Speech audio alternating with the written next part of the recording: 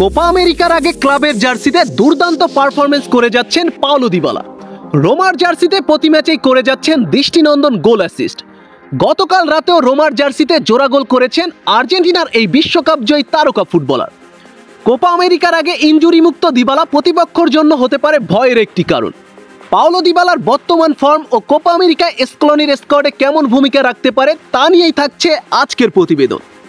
বন্ধুরা, আর্জেন্টিনার স্কোয়াডে ট্যালেন্টের দিক থেকে মেসি ডি মারিয়ার পরেই পাওলো দিবালার স্থান, যার শৈল্পিক ফুটবলের জন্য ভক্তরা তাকে ডাকে লা জয়া নামে।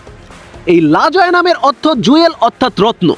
তবে অসম্ভব প্রতিভাবান খেলোয়াড় হওয়া সত্ত্বেও ইনজুরির কারণে ক্যারিয়ারে বারবার পিছিয়ে পড়েছেন পাওলো দিবালা। দিবালা আর্জেন্টিনার ন্যাশনাল টিমের স্কোয়াডে অন্যতম খেলোয়াড় হলেও মেসির কারণে স্টার্টিং 11-এ সেরকম সুযোগ পায় না। ক্লাব ফুটবলে উজ্জ্বল পারফরমেন্স করে আলো ছড়ানো দিবালা জাতীয় দলে সবসময় থাকে সাইড বেঞ্চে।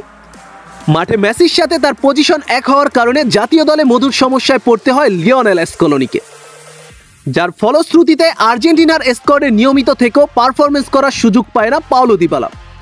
তবে ধারণা করা হচ্ছে এবছরের কোপা আমেরিকায় যথেষ্ট সুযোগ পাবে আর্জেন্টিনার এই গোল্ডেন বয়।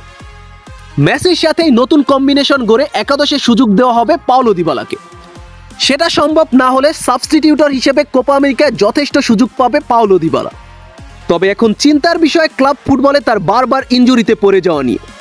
ইনজুরি মুক্ত থাকতে পারলে যে কোনো প্রতিপক্ষের জন্য আতঙ্কের নাম হতে পারে পাওলো দিবালা। আশা করি 2024 কোপা আমেরিকায় আমরা এক ইনজুরি মুক্ত ভয়ঙ্কর দিবালাকে পেতে যাচ্ছি। বন্ধুরা, আপনি দিবালার ফ্যান হলে কমেন্ট বক্সে আপনার অভিমত প্রকাশ করুন। আর হ্যাঁ, আপনি যদি আমাদের চ্যানেলের নতুন দর্শক হন তাহলে আমার চ্যানেলটি সাবস্ক্রাইব করে পাশে থাকুন। ধন্যবাদ।